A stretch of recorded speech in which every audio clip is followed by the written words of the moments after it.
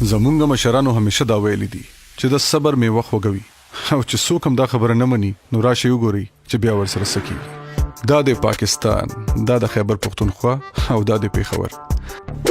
تقریبا 10% سړکونه دلته دوه لارې دي او د سړک په مینځ کې سپینې پټې هډوم نه ښکاري.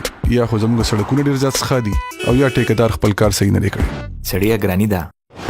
او اوس دا وګورئ، هر کله چې ټرافیک جام شي نو په دې ټرافیک جام کې یو نه یو د پولیس وې داسې ضروري چې د هغه نه صبر بالکل نه کېږي. د لیوني بچیا په سړیتوب نه کېږي مړه، ټرافیک پوزیشن خراب دی.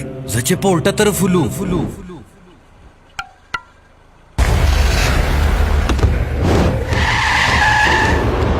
او د ده په شان بې صبره یاره دا پېښور ته ډک پروت دی. خدای دې خیر کړي. د دې یو قمقل د بې صبرۍ د لاسه مخکې چې کومه لاره د 15 منټو وه هغه اوس ته 40 منټه شوه. یا لکه د لاټو بچیا دا څه حل نکړو، دا ټرافیک مستا پلاټ کوي. الی ونیا سترګې دې نشته چې په الټه را روانې رک شه. په دې هر څه کې یو سبق دی. د دې کس په شان نشئ، د نورو خیال ساتئ، په غلطه لاره مه ځئ، صبر کوئ.